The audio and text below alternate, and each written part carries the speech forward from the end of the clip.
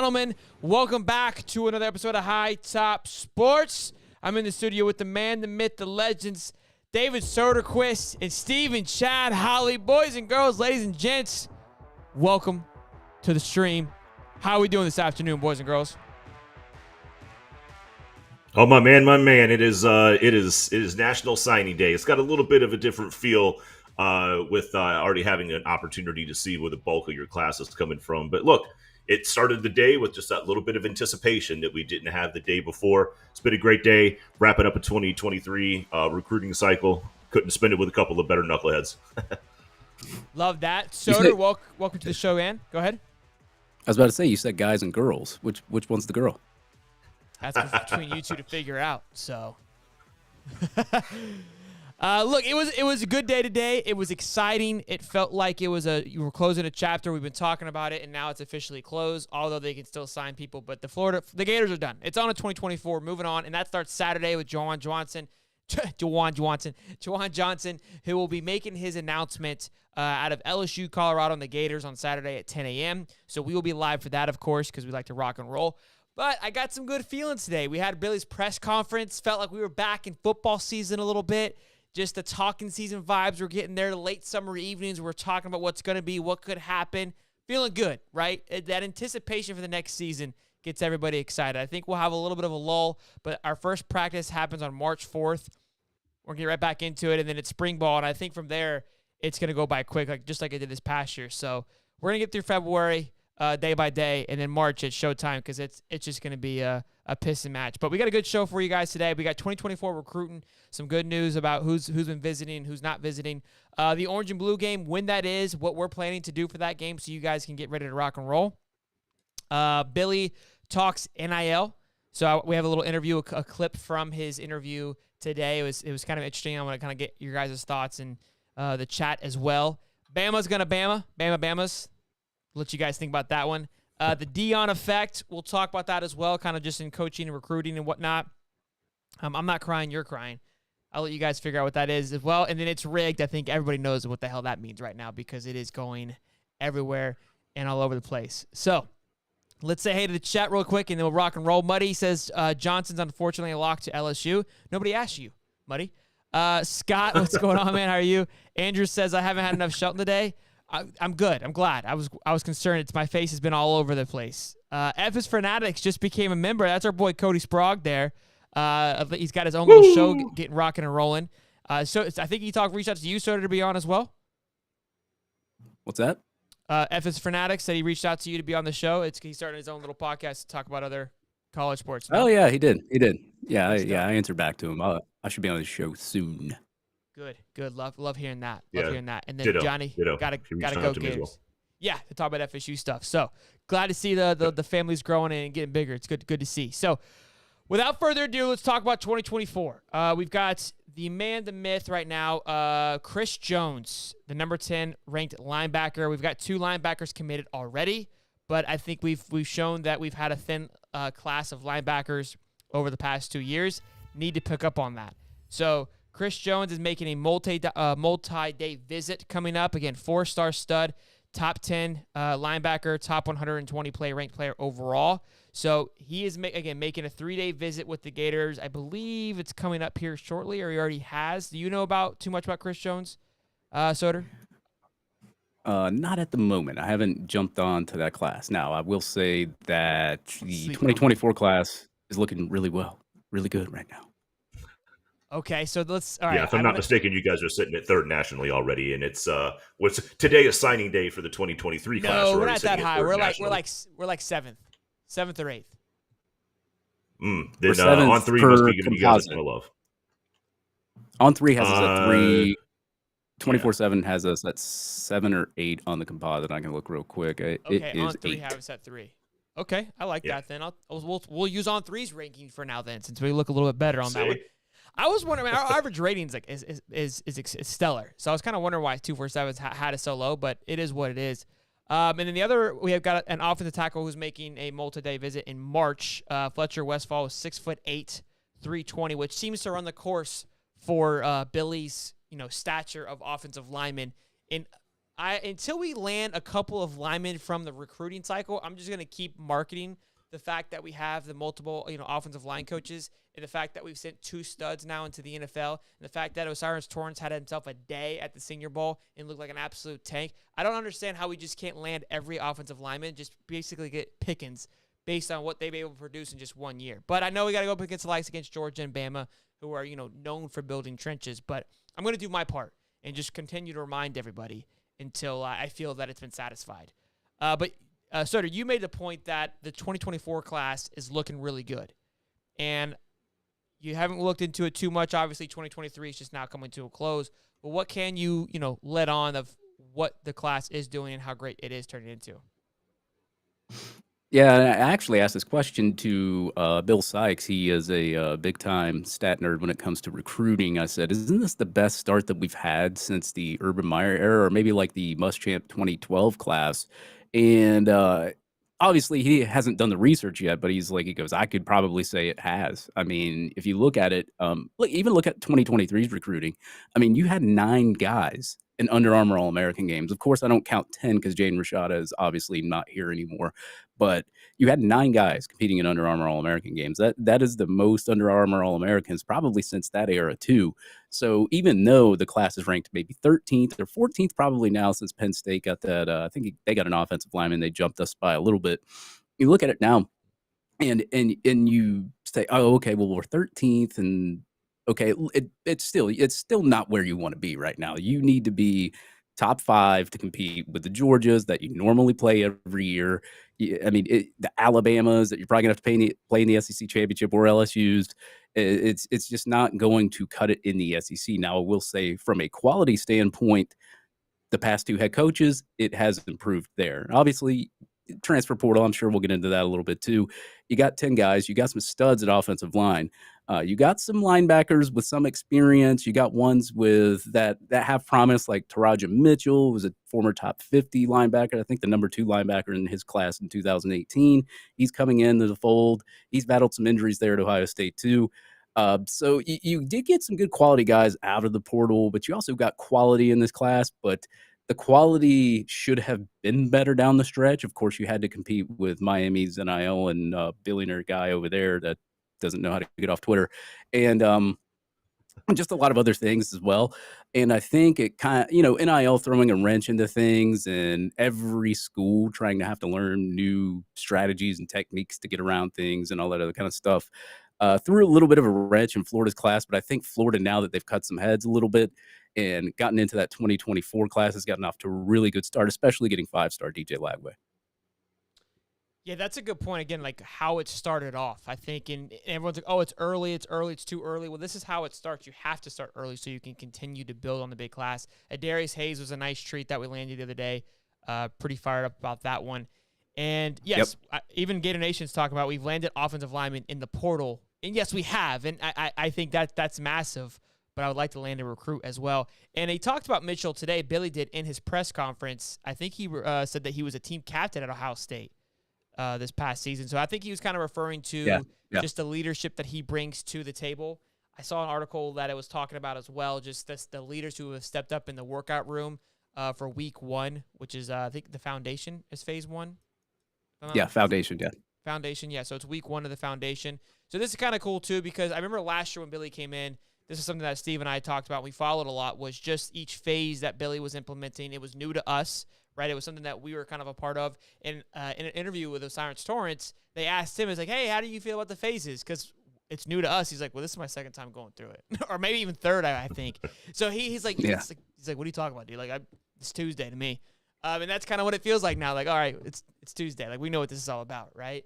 But it's going to be exciting because, again, now it's the guys that were there last year, like Kamari Wilson and such, they get to go through it all over again. So now they know what's going on. They know how to handle it. It's not just 2 guys, right, which is Montrell and Osiris, who have been through that. There's more of them. So hopefully that transitions a little bit better and has more of an impact to these new guys coming in. With that, let's go ahead and move on to the orange and blue game, because I think that's going to be what's going to really keep us focused for the next month and a half is that game, right? Looking forward to that game. Who's going to be our quarterback? It's going to be the first time we get to see Graham Mertz and Max Brown and what that situation looks like.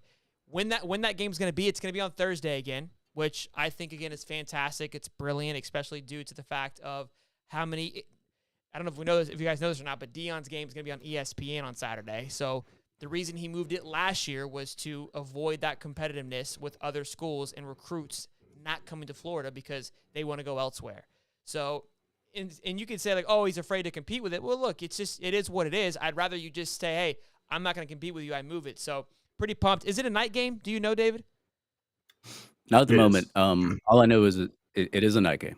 It is, Steve? Yep. It is a night game. Yeah, okay. It's scheduled for. Yep. They've been broadcasting it as under the lights and all that stuff.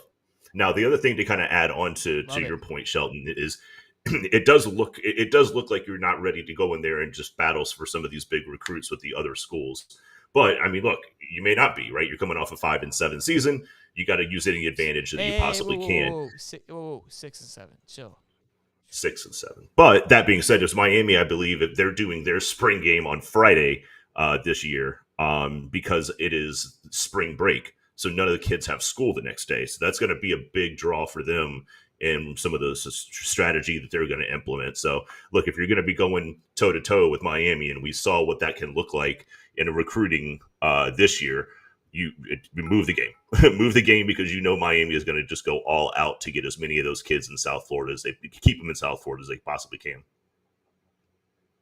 And so, I mean, Friday, their game's on Friday, which, again, same kind of mindset of, I think, hey, not having to compete with other people on Saturday, especially with coming off, they went 5 and whatever, I believe. Correct. So it'll definitely be beneficial to them. But we plan on being there. We plan on streaming, doing whatever we can do. Going to the game, we're not quite sure. I don't see why we wouldn't go to the game. I don't know. It's kind of tough because sometimes it's easier to watch the game from the house and consume it that way than actually going to the game. So that'll be something that we kind of leave up in the air. But at this point, that's the day that we're looking forward to. Again, we get to see the freshmen come in, see how they're doing, how they're playing, to see how that running back room is going to operate. And then, again, the biggest thing that I think everybody wants to know is how is the quarterback, how is Graham Mertz going to transition? And I remember this last year it was Miller versus Anthony. Now it's going to be Miller versus Graham. So I think we saw highlights of what we were excited for last year. That's why I think the hype really got up in the air going into that following season. Hopefully we can get the same kind of energy because I know right now people are 50-50 on Mertz, and I think that's going to be a big game that's going to look forward to. Yes, Animal. I don't know if you guys can tell, but I'm having a hard time paying attention because the Gator game is on right here in front of me, and we're up 55-49 against Tennessee, who was ranked second in basketball. So pretty fired up. I'm not even going to say anything else. I'm happy that we're winning, though. Happy we're winning this game. It's pretty big there. Yeah, I was about to say you got me watching it now on the little you have to or whatever. Yeah, it's fun, man. Go ahead. But to go back into that spring game real quick, for me, I don't like it because I have to travel 400 miles. But since it is a recruiting, I'm gonna go. I decided I'm going to. So I do have to travel 400 miles. It does suck for people kind of out of town, but near Gainesville, I guess it's not as bad.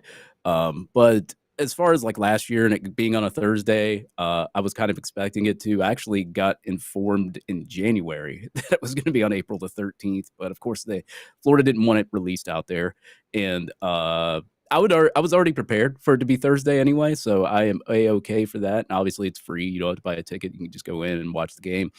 And as far as it being a recruiting advantage, I know a lot of people have said, "Well, it didn't really help us last year," but at the same time, I mean, how many of those kids came to campus that we did get from that Thursday? Overall, though, I mean, I think eventually it needs to be on a weekend. If you ask me, right now, fine, let it be on a Thursday. But I think they need to find a way to where they can have it on a weekend, or a weekend where maybe Florida State or Georgia or Alabama or anybody's not hosting these recruits. And you could do it. I think they moved it up a week from last year because I believe it was Good Friday, Easter weekend. They had it last year and they put it on a Thursday. So I think they moved it up a week this year, if I can't remember correctly. But at the same time, whether I like it or not, it is Thursday.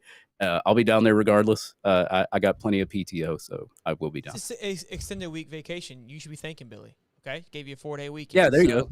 Thanks, Billy. Thanks for the vacation. I like that it's at night, though. I mean, going into a game in the middle of April in Gainesville probably wouldn't be the most exciting thing. So I like that it is at night. But look, I'm excited for it. So next we have Billy. He had his press conference today. The first one since, December? It's been a while. It feels like it's been forever since we heard from the man. It's been a while. And I feel like it's been interesting because a lot has gone down, especially with the Rashada situation. And it just feels like mayhem has been all over the place, and we haven't heard from him. And we went from hearing from him every week, it felt like for, 9 months, to just, nothing. What's up, dude? We miss you. We want to know what's going on. You know what I mean? So it felt, bro, when I was driving in the car today, listening to old Billy talk again, I was like, missed. I needed this. Look, I didn't care. Look, boring as hell, okay? Vanilla as they come, right? As usual. No pizzazz whatsoever. Felt like it was the same interview I watched 14 times last year. Didn't care. Glad to see it. Glad to have him back. But I want to play a clip here where they ask him about the NIL. And it's kind of funny, his response. It's just, you can kind of see, at this point, I think they've asked him about the Rashada situation and the NIL situation in so many ways up to this point. And we're about 8 minutes in. I clipped it out. So I kind of just want to show, because he started to show, what's up, bro? and he's trying to say something without saying something too much. So we'll play and you guys decide. Coach. In the wake of Rashada, did you have to convince kids, parents, anybody that, hey, this was a one-off situation, this is not who we are? Yeah, I mean, we really don't.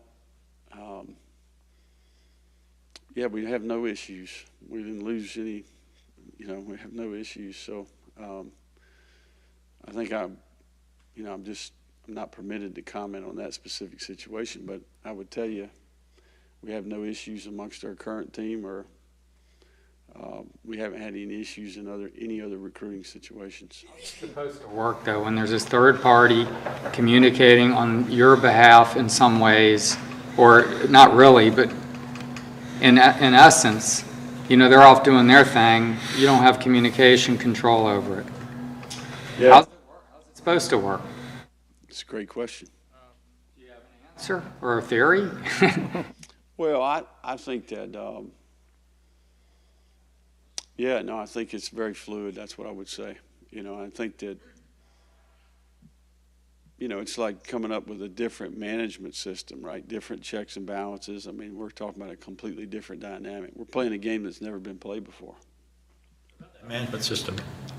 I don't know, again, this may be something you can't talk on, but the management system with the collective, do you think that it has or will change here? I don't know that I can. That's not my place to comment on that. So I don't think there's any issues. If you guys are wondering if there's no issues or any issues, there is no issues. Are there any issues? There's no, there's no issues going on. No issues. So it's funny because, look, it's handled how it should be handled. He's not going to say anything, and they just keep probing. And it's a weird place to be in, right, for everybody involved, because I get it. Because as the journalist, you want the story, because everybody wants to know the story. Everybody says they don't want to know the story and they're tired of hearing about the story. You want to hear. If you see the story come out, you're going to click on the story.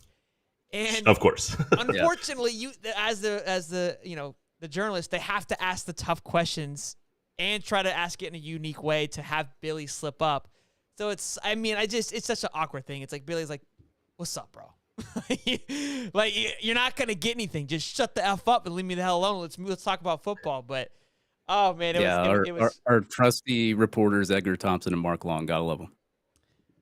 Mark Long. Yeah, sort of asking the question in a different language. I don't think that they're going to uncover anything that he hasn't already said or will slip up and say, unless you're going to figure out how to speak Klingon and try to run one by him. See if you can't strip him up a little bit. I think his answers are about as canned as they can get. I can't really talk about that. There's not really a lot of issues. Next question, no issues. Can't talk about that. Can't talk about that. There's no issues. Let's just move it along. Yeah, that was the thing about Billy Napier, and what I like about him is if he's not going to answer a question, he ain't going to answer a question. Exactly. You can ask him all day long. He's not going to pop. I thought it was funny though. I mean, at the beginning of the press conference, you knew that question would probably is going to come up because, of course, you want to hear Billy Napier's side of it and what happened. And he's not going to be able to comment because of NCAA protocol, but at the same time, it was funny that they kept pressing the question for about 5 to 10 minutes, and they couldn't just get a clue that say, "Hey, look, dude, guy's not going to answer the question. Let's roll on with some other signing day things that happened." So, I from a standpoint of watching Billy Napier's reactions and just looking at them like they were dumb, it made me laugh. Yeah, I Do love you it. think Look, that February 2nd, with the recruiting cycle being over right now, feels like, well, tomorrow being the 2nd, it almost feels like it's Christmas for Billy Napier, because he's going to be given the gift of never having to talk about Jalen Rashada again. He's got his class. Rashada's somewhere else. We're working with 2024 now. I mean, I don't see a scenario where he's sitting in front of a podium that awkward again. He's got to be super excited that this whole thing is just behind him and done. I think it will And be. that- Go ahead. Oh, I was just gonna say that's the kind of respect I have for Billy Napier, because he's gonna stick to his guns no matter what. Like he's just as, I would say he's just as stubborn as Nick Saban, but maybe not as mouthy. I would say, because I think Nick Saban's a little bit more mouthy than Napier is, but Napier is Nick's earned he's the right more to to be a little himself. more. Nick's earned the He's right earned to it, be a little yeah. more. Yeah, Yeah. absolutely. Yeah, I think the issue that, Billy, like I said, his head will later rest tonight a little bit easier. But if anything happens in the 2024 class remotely close to this, it's the door hasn't necessarily closed on it. It's a weak straw door that could be blown down at any moment. And we were watching the game here. We're up by 9 with 2 minutes to go, by the way, and Billy's at the game, which just infuriated me, because I don't know who the hell gave him the night off to go enjoy himself when he should be out there recruiting. Might as well just be wakeboarding at this point. I kid, but he's with his son. And Ricky, he was with Ricky Pearsall there. Why don't you bring a recruit to the game with you, Billy? You know what I'm saying? Utilize the time while you're there. You know what I'm saying? I mean, What's up, dude? No time. I No got time off, man. Other teams are playing checkers. Other teams are playing chess. He's playing checkers here. Like, what are we doing, guy? Got to teach this guy everything. Ben Nick was at the game tonight. I love it. I think it's good. Good to see the support to the other teams. I think Florida's going to wrap this up here, but boys, big win. Yeah, I was about to say, I like it. He's showing support to the basketball team. He'll probably go to a baseball game too. Let him go. I love it. Take some photos with some fans. I think everyone's going to be excited. Look, right now, I think he's probably it's nice because fans probably are mad at him and don't want too many pictures with him. So he probably gets to walk through the streets pretty calmly right now, because the hate true. for him is Dan Mullen gave Napier the night off. I love it, B-Bean. I love it. I love it. Boys and girls, welcome to the stream. We've got Stephen Chad Holly with us, as well as David Soderquist from Getting Swamped. Make sure you guys like, subscribe. Got over 100 people in here and only 11 likes. What's up, boys? Let's show some love. It's free to drop a like and show your support. We would really appreciate it. Next thing is, again, today was, surprisingly for being a national signing day, it wasn't like it was in years past. It was awfully quiet because all the noise kind of happened in December. Not kind of, definitely happened in December. And there was 2 big recruits, one being, what's his name, Nicholas Harbor, who went to South Carolina. Congrats to Shane Beamer and them. Big pickup there, 16th ranked nationally. And then Deuce Robinson, the number 1 tight end, who was looking to go to Georgia, but has made a last-second pull to hold off and did not sign today. It looks like Texas is making a late run. So he was really the only big player that was on the board and is still yet to sign, which is very interesting. So looks like he's really kind of taking this process. So with that being said, we wanted to talk about kind of the history that was broken in 2023, and that was with Alabama.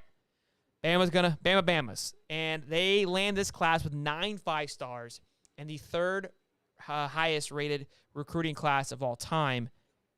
First being Texas A&M last year, second being Alabama in 2021, and now Alabama in 2022. It's very weird and interesting that all these classes are very close to NIL either being here or almost being here, and they're the highest 3 classes of all time. What's your guys' thoughts and takes on this situation here with Bama? Bama's been doing NIL stuff since before NIL was around. How many times did you see these kids, these recruits, these freshmen players that all seem to have the same car? Like, they all had those Dodge Chargers that were just pimped out and looked awesome, and they're taking pictures of themselves. Alabama's been doing this stuff, and it's not just Alabama. Look, FSU was doing it for a long time. Any team that's had a high level of success in recruiting for any consistent period of time has figured out ways to get kids to come to their school, and not all of them have been above board, right? But look, I mean, Alabama to be consistently good where they are, continue to, only best themselves in certain recruiting aspects is a testament to what Saban's built out there, the culture. You and I, Shelton, were talking about it offline before we kick this thing off. Facilities can only get you so far, and everybody talks about facilities and all these things, but at some point, the difference between one school's facilities and the next is such a nominal thing that it's got to be something else that separates these guys, that makes them in the caliber and the category that Nick Saban's in. Yeah, I think I'm thinking about this now. I feel like Saban has the same PR team as Derek Jeter. I mean, Derek Jeter went through his entire baseball career unscathed, right? And had honeys coming in and out of his office, and just had the slew of girlfriends, but just kind of just stay cool and collected. Nobody had any dirt ever on Derek Jeter. And even to this day, there's zero dirt on Derek Jeter. And that's the same thing with Nick Saban. You never hear anything negative about Nick Saban, although you see all of his players driving Chargers and doing these things. And then I find it ironic that just the other day, after this class basically gets finalized, an article is released talking about how Saban turned down two cornerbacks that were asking for over $1 million, and that all of the O-linemen, all these guys that left, the reason they left was because they were all asking for these massive NIL deals, and Nick said, I showed them the door. It just seems to, really? Right. Well, you can afford that when you have that many 5 stars and 4 stars on your team. I guarantee you if this was some other coach and they had the money, they would have done it to keep him.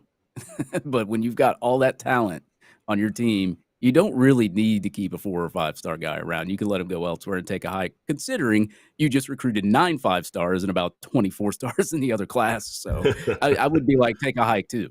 And that's the thing, is like, when you have sustained success and win multiple national championships, now Georgia's on that trend now, it takes less of an effort to get a good player to come to your school. Now, when Kirby Smart first got there at Georgia, he was still set up way better than Napier. Dan Mullen's recruiting compared to Mark Richt. Mark Richt was at least in the top 10 every year, sometimes top 5. Dan Mullen, not so much. And a lot of attrition, of course, with guys leaving and going JUCO route, never coming back. So he was put in a little bit better position. Plus the success he had with Nick Saban, winning all those national championships with him as well. He comes to Georgia, a little bit easier for him to recruit there as well. Billy Napier's not in that territory. He's, he had success as a head coach over at Louisiana Lafayette. No national championships, nothing like that. You're not going to win a national championship at Louisiana Lafayette, not with their schedule. We all know how it goes. But, he's in a harder spot because he's having to deal with that, plus what Dan Mullen left him here. So he's having to try to change the culture with all the kids transferring out, 20-plus guys. We all know about that. Having to get in transfer portal guys, having to get guys into his system. It's going to take him a little bit longer. Now, what you got to look at now is Billy Napier. Can he buy himself another year? I would say right now, even if he doesn't have a great winning record this year, what does that 2024 class look like? Is it top 5? Is it going to be some elite class? Say you get to 2025 and the record improves a little bit and maybe you get 10 wins somewhere in there, right? But the recruiting classes are top 5. These recruiting classes are elite. That will buy him another year because there's going to be intrigue. Okay, now that these kids have had 2 years in the system, now they're going to be starting. Let's see where it goes from here. So I think when you look at coaches and how they have sustained success is how they start and where they came from when they started and where they're at year 3, year 4, and especially where they're at in recruiting in year 3 and year 4 as well. So you made a comment of buying himself more time, referring to Billy, and it's Mm-hmm. Do you say that in a sense of because of the narrative that's surrounding him right now? Well, we don't know what it's going to look like. That's basically what it is. Now, if he has 10 wins next year, and so surprisingly he pulls off something that we never thought he would, and he has 10 wins, then that's even better for him. So he might buy himself 2 more years, and then you go up to 11 wins the next year. We don't know what's going to happen. But I was saying, if the narrative is the way that it is, like you're saying, yeah, like no, maybe no, he has I wasn't coming at you. I was more so like it sucks that we like that's the thought process already, right? After year one, that Oh, he's yeah. Oh, yeah. already Oh, yeah. he's already in buyback mode in a sense of like, I have to earn back my right after 1 year because it didn't go the way that we all envisioned as Gator fans or expected it to go. And the fact that we completely ignored what's going outside of Gainesville and how Georgia and Bama and these likes of schools have been dominating for so long, and that it's going to take some time to buy back. Honestly, the Florida fans should be understand like, hey, we have to buy ourselves back in as a team. We've got to get back into the groove of things of recruiting and being in a top elite class year over year. But yeah, 2024. I mean, look, I criticize that comment, but he does have to buy himself back this year. I don't think necessarily with wins. I think the games have to be healthy. Look, week to week, it's going to be tough. That's just part of it. You can't lose to Vandy again. Go ahead. If you ask me, you can't lose to Vanderbilt. If you have maybe, say you repeat a 6-win season or a 7-win season, but if you have a top 5 class or even like you get into the 3s, I'm okay with that. I mean, then that inspires me to know that the future is going to be a little bit brighter here. We're going to have better players. That would inspire me to be more of like less pessimistic about it and more enthusiastic about it. Now, if say you get 6-7 wins, this class isn't even a top 10. You better get some really good transfers out of that portal. Because, the thing is, LSU, Georgia, Tennessee's getting up there too a little bit. Yeah, and some of your rivals are starting to out-recruit you towards the end of the stretch in the future, and you're SEC, you're ranked 6th in the SEC or 5th in the SEC. You're that's Mizzou not and looking Vandy at good. that point. Yep. Now, like I said, if you go top 3, you're number 2 in the SEC, you're number 3 in the SEC, and you're competing with LSU, and you're killing Tennessee like you normally do, and beating Kentucky. We don't want to lose Kentucky anymore either. We're tired of that. Sure. Then you got hope for the future, but we don't know what's going to happen, and that's the thing. But you know tirelessly that this guy's going to recruit because we've seen it. We've seen it all over town. Now it's fixing whatever NIL conundrum happened during the year, learning from that. As I said, man, and this is another comment I wanted to say because we were talking about that Rashada situation earlier. That hasn't affected Florida's recruiting at all. They pulled in a Darius Hayes just last week over the weekend. There's kids that are signed. Yeah, we're retaining 15 kids on our roster because of the Gator Collective. We have gotten kids to visit Florida. There's still intrigue from a ton of elite prospects to come to Florida. So that narrative of Gator Collective or we don't have the money or this is looking bad, it's the stupidest thing that I've heard on the internet ever since. And I just don't go out there and I say it because I just don't care. I just ignore it. So yeah, I just had to put that out there. No, and I think that's a good point of who we have been able to land in this 2024 class with a 96 overall rating. I mean, we talk about some blue chip. We talk about dark blue chips. You know what I'm saying? Like quality type players here. It's still early, but it's off to a phenomenal start. It was not like this last year. Steve and I were sitting in the same seat last year talking about it.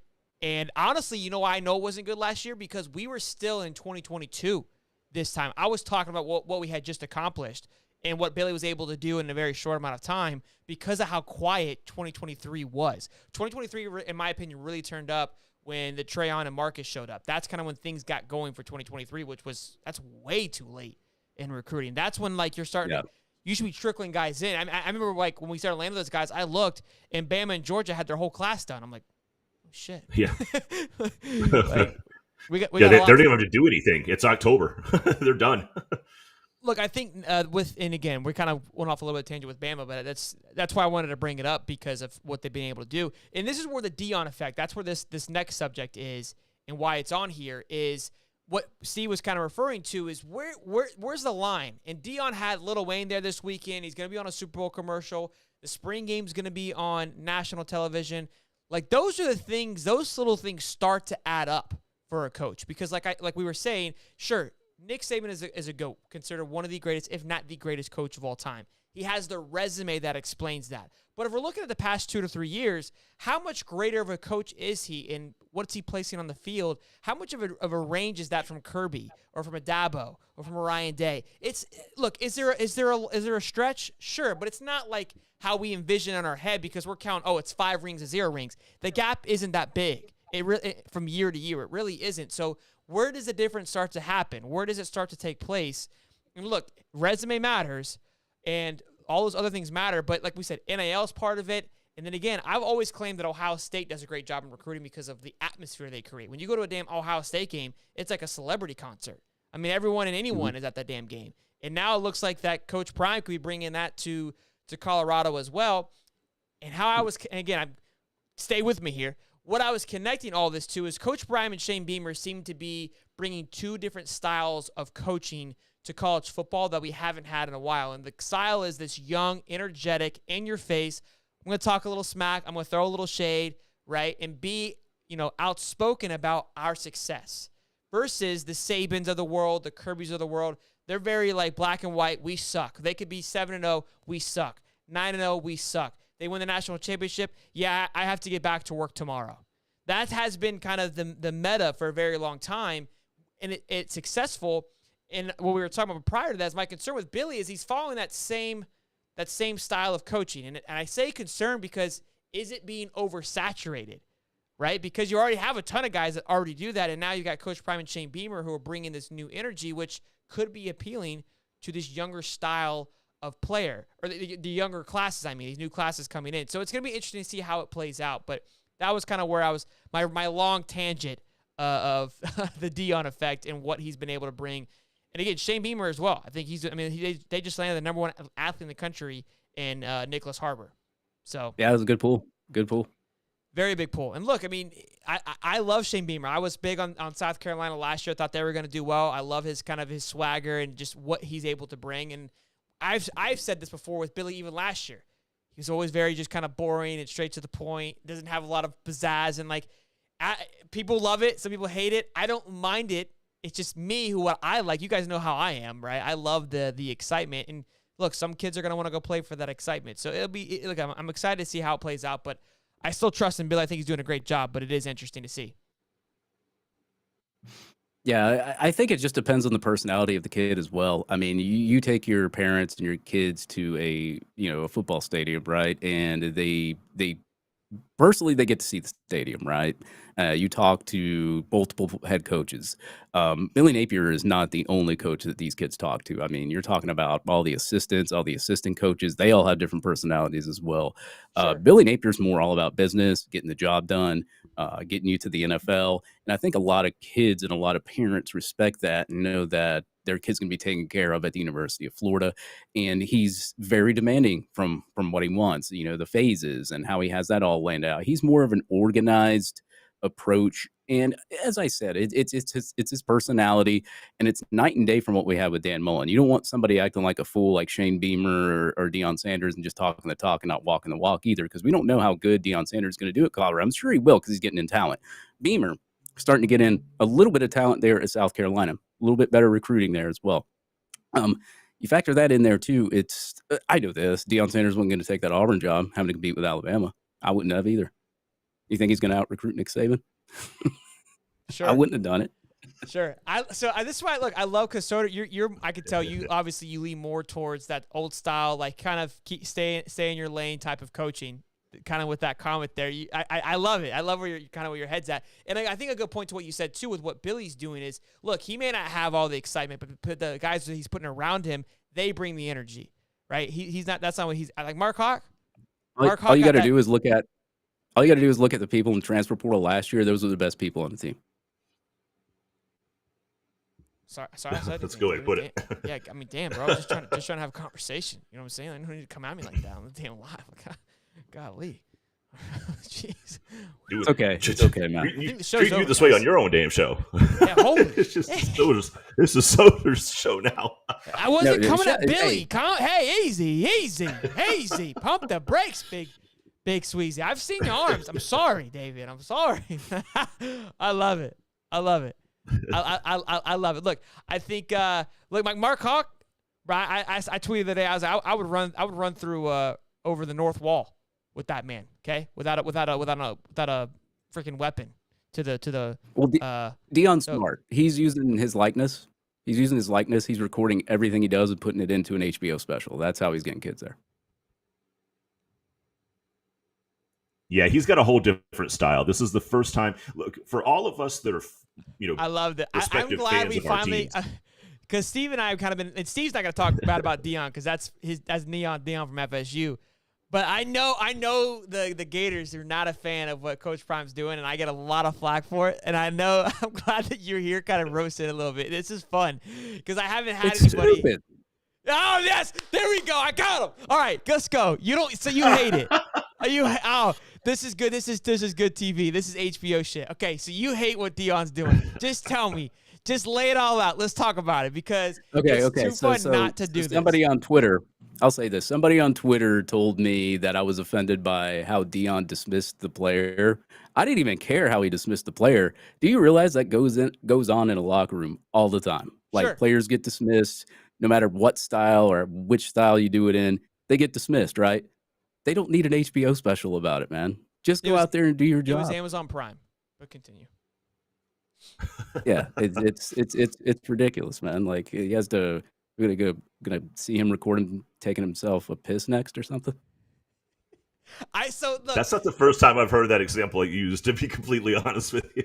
So here's why I love this, because I completely disagree with you, and this is why I enjoy these types of conversations, because again, you like that older style. I don't know, you're not much older than me, but you appreciate that style more. My personality, and we've talked about this, I love it. I think it's great for college football. I really do. And again, I think it speaks to a certain player, and I think it speaks negatively to some players. But I don't know. I think we all thrive to want to know more and to see more. And that's what that is. That's how I look at that situation. Why? So it wasn't how he dismissed him or the fact that he dismissed him. You just don't like the fact that it was publicized for everyone to see, right? No, not even that. It's just like it's not even needed. But I guess you could say that. But he's got a different style, which I kind of dig it. But at the same time, it's like it's a little bit too much, man. Just do your job. I love it. The hype train's rolling, baby. You got to keep it going, though. At this point, it's winning you some recruiting battles. So why change what's working? Yeah, I mean, it's like I said, I don't agree with it, but if it's working, it's working. Do what you got to do, man. So do you think it will turn into success? How do you feel it will? What do you think it will translate into on the field? What's your prediction for them next year? Oh God, I don't even know their schedule yet. I haven't even looked at it. I mean, he's going to get talent there just based on his name. I mean, Deion got talent at God, Jackson State. I'm losing my mind. Jackson State. Yeah, he got talent at Jackson State. I can't even remember what their records were there, but they had winning records. So, I mean, I think it'll translate into success. I mean, just based off his name, I don't think he needs all that, to be honest. I mean, if that's what he likes to do and that's his personality, go ahead. I mean, you should always be yourself, right? Even if I think it's ridiculous, you should always be yourself. You have your own recruiting pitch to your kids. I just think it's a little bit over the top. I don't even think he needs it, to be honest. Just go up to a kid, hey, I'm Deion Sanders. That's pretty much all he has to say. But I mean, have the gold jacket on. Yeah, I watched his interview today. I watched his interview today, and he talked about, he's like, look, these kids don't know who I am. Like, we think they do. But he's like, these kids didn't see me play, and I didn't even see him play, honestly. I mean, I know from him because of my dad, right? Like, it's just like he grew up with him, not me. Steve basically showed him how to, read and write. But these kids don't really know him as we know him. That's on me. Yeah. they know him how they know him from just the coach. So I think, like, look, he's getting himself out there. It's organic recruiting. It's different. It changes the game. It's evolution. To me, it's evolutionizing the way that we're seeing coaches, and that's what I enjoy. And again, you said the same thing about Shane Beamer.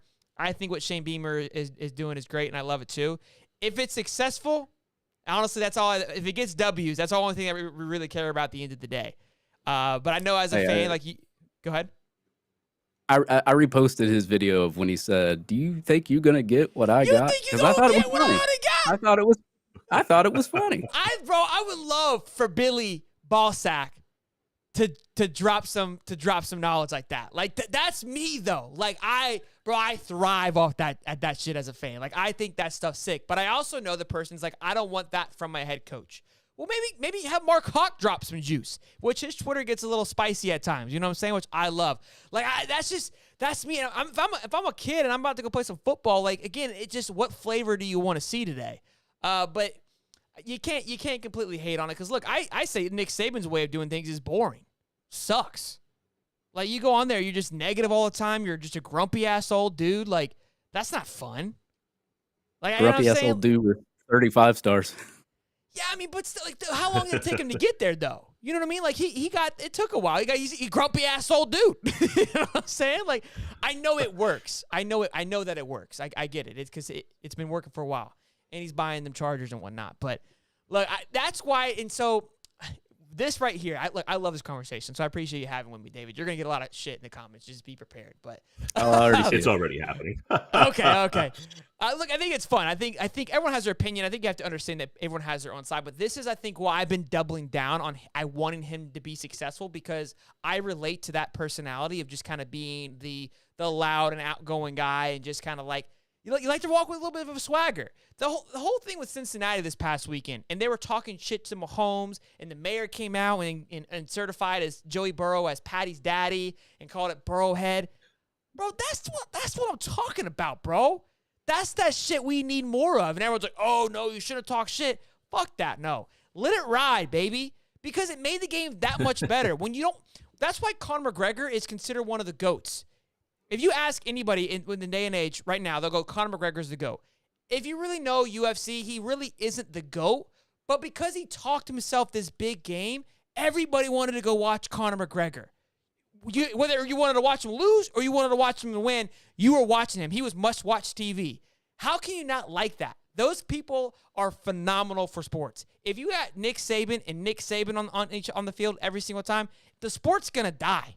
The reason why we tune in is because you want to watch Nick Saban's grumpy ass lose. That Bill Belichick's grumpy ass lose, right? Like they need to exist, but you need the Deions, the Connors, the guys that come out there that spark the plug, that aren't afraid to poke the guy that's been doing it for 45 years. And I don't care that you got 7 rings. I'm still coming for your ass. That's what I want. You think you gonna get what I'm gonna get? We're all that person to a certain extent. We're all that person that's trying to get to the top. So I love it. I love it. Hey, I love it as long as he just keeps taking Miami and Florida State players. I'm all good. Well, yeah, we're coming down Saturday with Juwan Johnson. I was like, oh shit, he's gonna take one of my dudes. Like, come on, Brian, don't be doing that. Yeah, look, I think it's gonna be fun. Real quick, super chat from Gator versus anybody. It's a little bit of a troll here. Just, hey, Shelly, we going live today? Because he asks every Wednesday like it's new. I don't know, but it's just trolling. Thank you for the support, Gators. I appreciate it. Appreciate it, man. Yeah, I love it. Look, you're gonna get a lot of flack, so I haven't read anything else. So, yeah, they're upset with you. Woo. They're spicy. They're spicy. Yeah.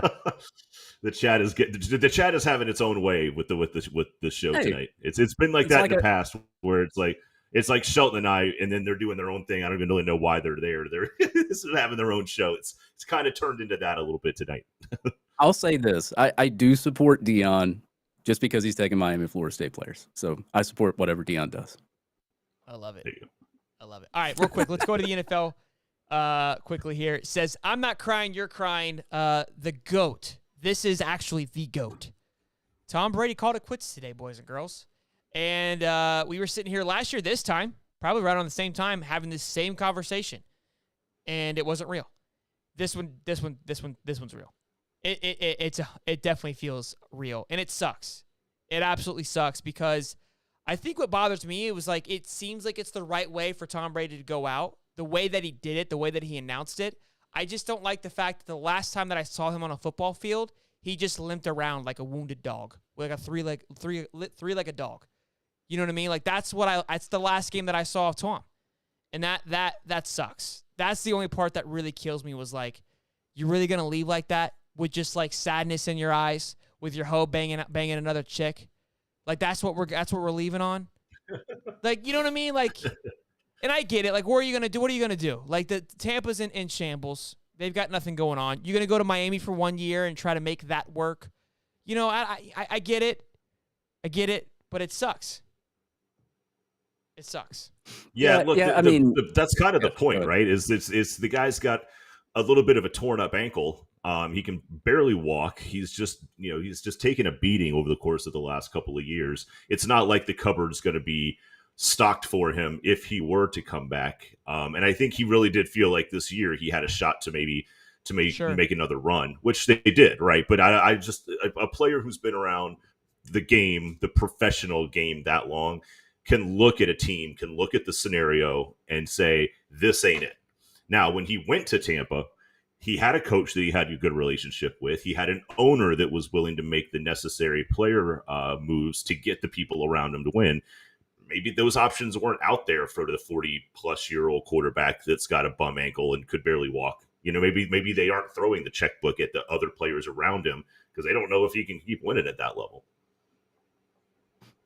Yeah, and I don't watch much NFL. Obviously, I know Tom Brady is the GOAT, and I'm not a big NFL fan, but I will say this.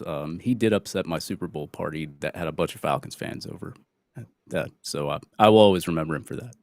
Yeah, that was fun. That was a good one. But it's like I get it. He's old. I think what sucks the most too is that because it felt like because he went back to playing football, he got a divorce, and then he goes and has just kind of a mid-season.